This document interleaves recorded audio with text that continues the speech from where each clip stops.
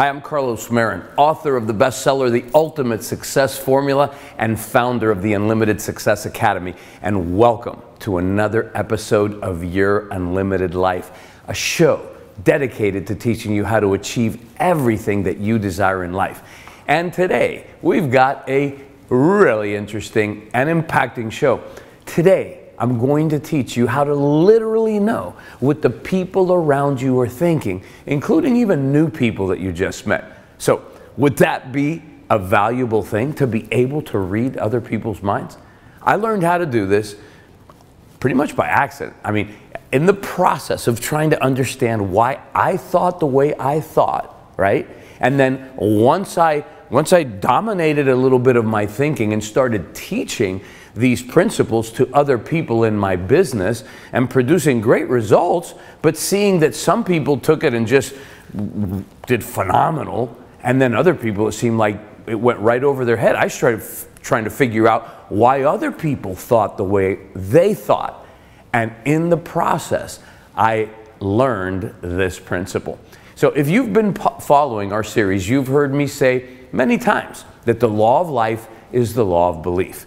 And this is because your reality is determined by your beliefs. Your mindset is simply a series of beliefs. If you remember the teaching that we did last week on the cycle of life, I mean, your mindset, literally, your consciousness, your mindset is a series of beliefs about various different important areas of life. So your world is created by your beliefs. Beliefs create automatically. They create all the situations, all the conditions, all the circumstances that you have in your life, in every area. The life that you live today was created by and keeps being recreated automatically by your beliefs. Once you have a belief, remember, you don't have to do anything further. It's just going to keep driving things forward and driving things forward automatically by itself with no further input from you, no further action required by you. It's just going to keep creating automatically, unless and until it is replaced with another stronger belief. So let's review this. What is a belief anyway, right? What's a belief? A belief is a sense of certainty about the validity of an idea or a concept. It's only a thought or thoughts that you have thought many times. So you believe they're true, but it's not necessarily so. It's just that you've thought about it so much that you have a sense of certainty about it. I know people that are living in miserable lives, lives of quiet desperation, in total frustration, anxiety, depression even, because they're believing a lie. They have a belief that something that really isn't true is true, and so they have a miserable life. And it's just because they have a sense of certainty about the validity of that thought, of that concept, of that idea. And next week, we're going to talk more about this, but I just want you to understand this for today and for this reading other people's minds issue, that what you assume to be true creates your situation in life automatically. See, you're not struggling to create your same situation, the one you're living today. You're not struggling to stay in that situation. You say, but wait a second, Carlos, I'm struggling. I'm struggling. I'm sacrificing. I'm working myself to the bone to try to create a better life. Yes, to try to create a better life, a better situation. You're not struggling to create your same situation, because the mindset that you currently have with the beliefs that you currently have is producing that one automatically. No struggle. You're struggling because you're trying to create a better situation with the same mindset, with the same beliefs that created your current one. And the better situation, the greater success, the more stuff that you want requires an upgraded, better mindset with better beliefs. And therefore, that's the reason why you have that whole struggle thing going on. Now, most of us, and here's the issue, most of us are not conscious of what we're thinking about continually. On a day-to-day basis, on a week-to-week, month-to-month, not even on an hour-by-hour basis. Most people are just not conscious of what they're thinking. But that's what's creating our results. So how can we know what we're thinking and also read the minds of other people? Because everybody wants to read other people's minds, right? You always want to know what other people think, because you believe that if you can read their minds, if you know what they're thinking, you can sell more to them, you can influence them more. You can have a better relationship with your spouse, you can have a better relationship. If you knew what they were thinking, you could have a better relationship with your kids, with a better relationship with your spouse. You could have better relationships with your friends and your business associates. You could make more money. You could be more successful, right? So, how do we know? How do we know what other people are thinking? And by the way, I think we first apply this to ourselves, because if we know what we're thinking, we can be more successful. So there's a principle that few people know about called the Law of Correspondence. This is an old, this is Hermetic law. This is a principle that predates Hinduism, Buddhism, Judaism, all of the modern religions. Hermetic law is the predecessor of all of them. It's the oldest wisdom literature on record. And the Law of Correspondence states, as within, so without. But it also states, as without, it is within. Now, you've been following my stuff, so you probably, the within creates the without. You probably are already buying into that. So you probably already are starting to say, well, yeah, by my beliefs, I produce my world. And so if I could just change my beliefs, I could change my world. But it's important to know the second part of this too, because this gives you a tremendous amount of power. As without, it is within.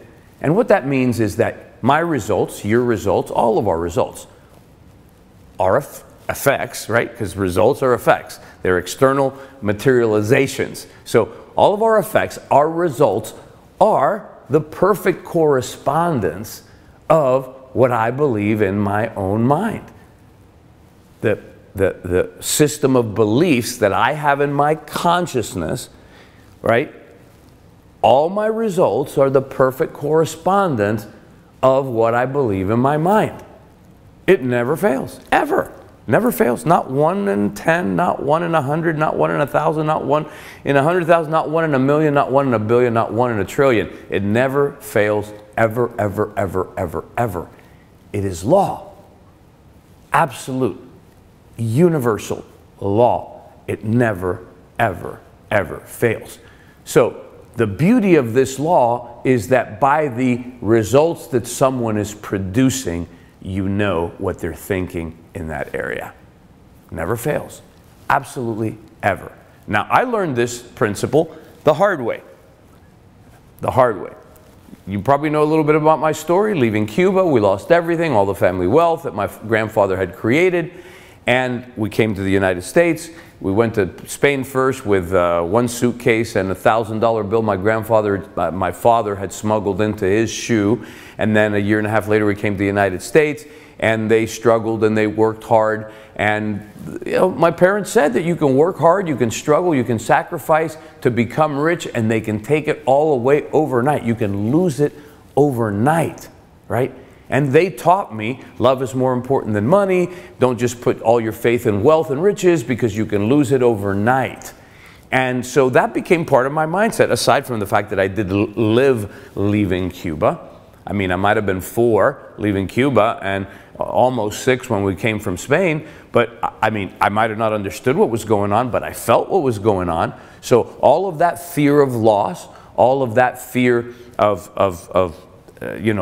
lack, all of that fear was something that was buried deep inside of me, right? And you may think this sounds silly because, oh my gosh, a kid. Well, beliefs produce results always. And so my fear of loss led to my loss of millions of dollars. After I had already made tens of millions of dollars, helped a bunch of people become millionaires, had generated billions of dollars in sales revenue, and I lost millions of dollars. And my frustration was, how can I, after having helped so many people achieve so much, how can I lose my wealth? This is insane. Now, mind you, already at this point in my life, my study of success had already led me to create a belief system that says, you might take away my goods, my financial goods and my physical goods and so forth, but what you can't take away from me is my mindset. You can't take my brilliant mind. You can't take my genius. You can't take the power of God within me, that is my power to create, you cannot take that away from me. So I could lose it, but I'll recreate it again. Now, my frustration and what did eat away at me for a little while, I mean, I immediately got back on the horse. I immediately started making money. I made millions again and everything else. So don't feel bad for me. But my frustration at the time was, how in the hell can this happen to me?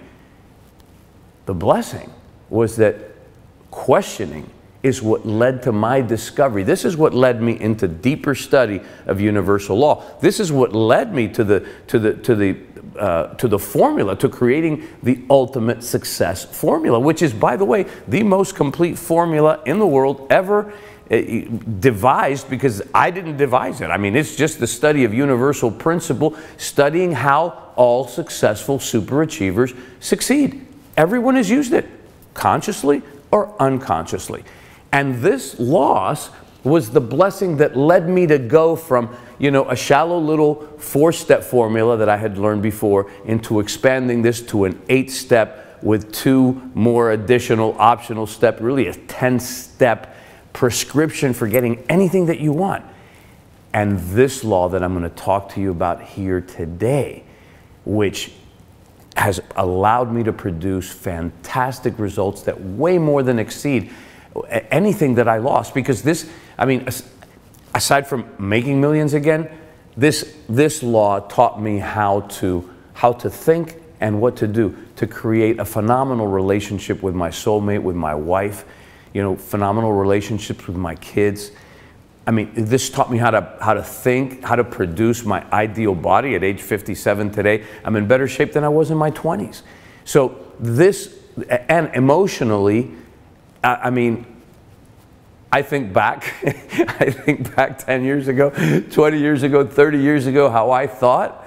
And I mean, I was a mess in my mind now, in my view, compared to how I am today, all right? And so the discovery of this has just totally transformed my life. And so I want to share it with you. I want to teach it to you. So here's the bottom line. By your results, by your conditions, by your circumstances, by your situations in your life, including the way that you speak, the way that you talk, right?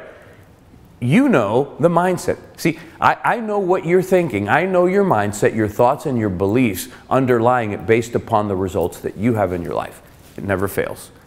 Ever. Remember I told you, never. Not 1 in a billion. It never, ever, ever fails. So your results show what you're thinking all the time. All the time. It's law. It doesn't fail. So sickness, for example, is produced by a mind that's sick. Okay? And I originally said in my notes, sickness is produced by a sick mind, but people will take that out of context. And it isn't a sick mind. It's not like a perverse mind, but a mind that's sick. A mind that lives in resentment, maybe, remorse, regret, maybe anger, or jealousy, or hatred, or judgment, or condemnation, depression. I mean, any of the negative emotions, usually it has to do with some resentment or unforgiveness, another big one, about some issue they had with another person, right? Or something that they feel about themselves because it's, they were taught from a young age that they were not worthy, that they were not deserving, that they were not good enough. It's always rooted in some form of negative, destructive emotion. And additionally, there's a belief in sickness. In these people, there's a belief in sickness as an external thing out of your control. Now, mind you, in the world that we live in, I mean, we're all taught that sickness comes from everything. It's the virus that's going around. It's the bacteria that's going around. It's coming into contact with people that have this and this. Hey, it's been proven that if your immune system is bulletproof and strong, you can be around all the sick people in the world and you will not get sick if your immune system is strong. Now, mind you, what tears down immune systems? And people think, well, it's sickness that tears. No, it's not. It's stress, it's anxiety, it's negative thought, it's negative emotion, it's resentment, remorse, regret, all that stuff. Okay? And so a belief in sickness is an external thing, that it's out of your control. You're a victim of it, and even sometimes there's an external power out there that's making you pay a price for your errors, for your sins, for your faults, whatever. Okay? If you talk to people that are sick, if you will actually interview, ask questions, and listen, you will see, you will find that this is what's going on in the mind. Okay?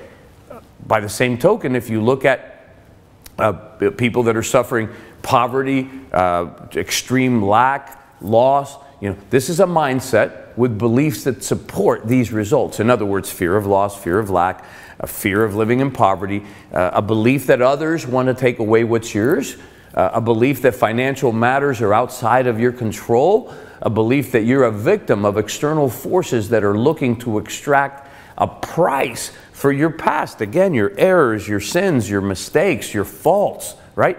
I mean, it's this unworthiness to have, unworthiness to live a life of abundance, a life of wealth, a life of riches, whatever it is. So whatever your experience, people that are overweight, it's the same thing. I mean, we could go on and on and on. I don't want to turn this into a 2-hour video today, but it always has to do with what you believe in life. Similarly, the person who's wealthy, the person who's rich, is a person who believes in wealth and riches. They believe that they deserve, yes, deserve wealth and riches. They believe that they are children of God and they deserve to have all the best of the best. They believe that the universe is conspiring in their favor to give them everything that they want. That's what they think. That's what they believe. They believe they attract all wealth, all goodness, all riches into their lives.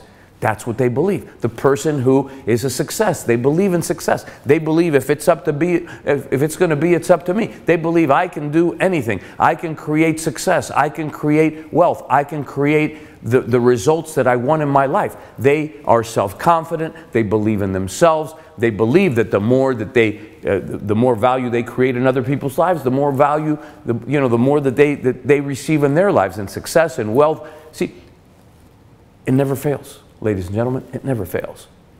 Now, here's the interesting thing, because here's where we get confused. We get confused because we see somebody who's successful in business, maybe wealthy, right? And yet they have an unhappy home life, or they have a bad marriage, or they don't get along with their kids, or they have bad relationships with other people. You have to understand, you got to separate categories. Got to separate categories. You can create constructively in one area of life and destructively in others. There are people who have success in business and finances, but bad relationships. Or another common one, poor physical health. Many rich people, poor physical health. They have certain beliefs in the financial realm, in the business and success realm, that create success, but over here, they don't think they deserve to have a good physical health, a good physical body. They believe that they have to pay a price, or they're paying a price for their mistakes and their guilt and their sins, and they live in resentment and hatred and jealousy and so forth and so on. There's other people, on the other hand, who have good relationships or good health and physical vitality, but poor financial results or business and career results. Listen, there are as many variations and combinations of this as there are people, but always, always, the result will be totally congruent with the mindset that the person has in each area. With this principle, you literally know how each person around you thinks in each area of their life, because their results will show you exactly what they're thinking. Now, if you stop and think about this, this gives you tremendous power and the ability to positively influence a huge number of people in your life.